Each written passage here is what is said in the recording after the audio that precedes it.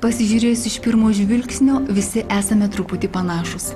Skubame, planuojame, siekiame savų tikslų ir viskas todėl, kad norime būti laimingi, sveiki ir džiaugtis gyvenimu. Bet kodėl vieniems užsidega žalia šviesa, viskas sekasi, klostosi palankiai, o kitiems vis dega raudona? Kažko trūksta sėkmingai karjerai, vargina nesutarimai šeimoje, o ir sveikata šlubuoja. Kas lemia šias laimės dalybas? Likimas? Dievas? Atsitiktinumas?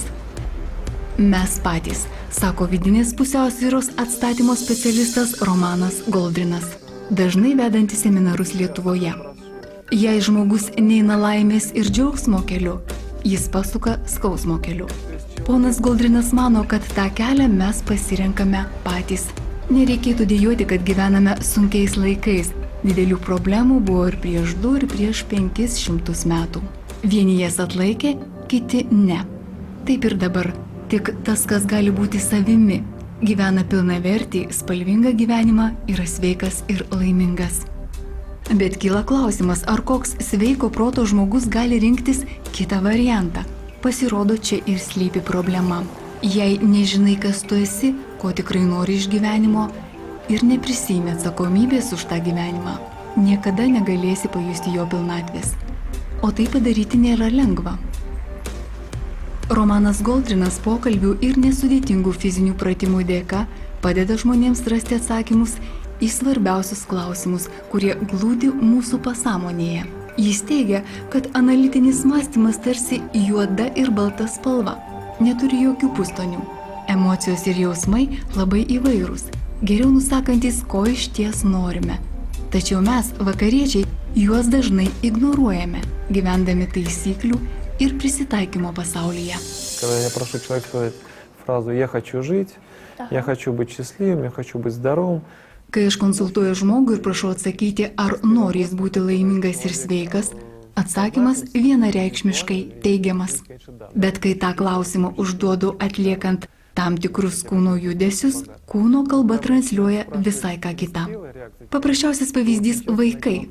Jie taip pat nori būti sveiki, bet jaučia, kad kai serga, jiems daugiau leidžiama, skiriama daugiau dėmesio, jų gailisi.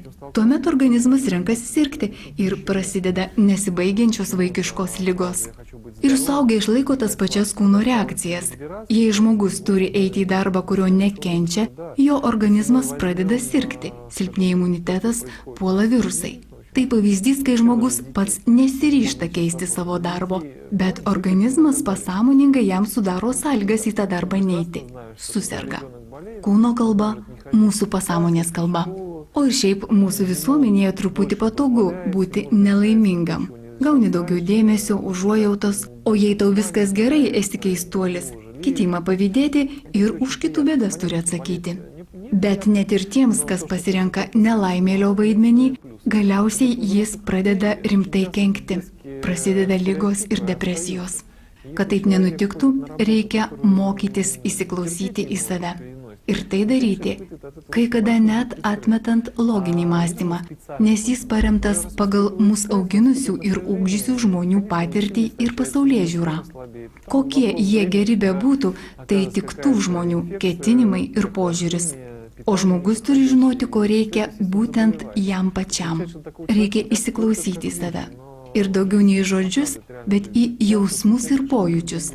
Taip daug paprasčiau ir lengviau. И если люди начнут больше все-таки доверять не своим словам, не мыслям, а чувствам ощущениям, многие вещи будут проще, легче. O prakalbinti pasąmonę ponas Goldrinas siūlo per kūno kalbą, raumenų tonusą. Uždavus paprastus klausimus apie lūkesčius ir planus ir tuo metu atliekant visai nesudėtingus judesius, žmogus bando išgirsti tikruosius savo kūno poreikius ir gauti atsakymus.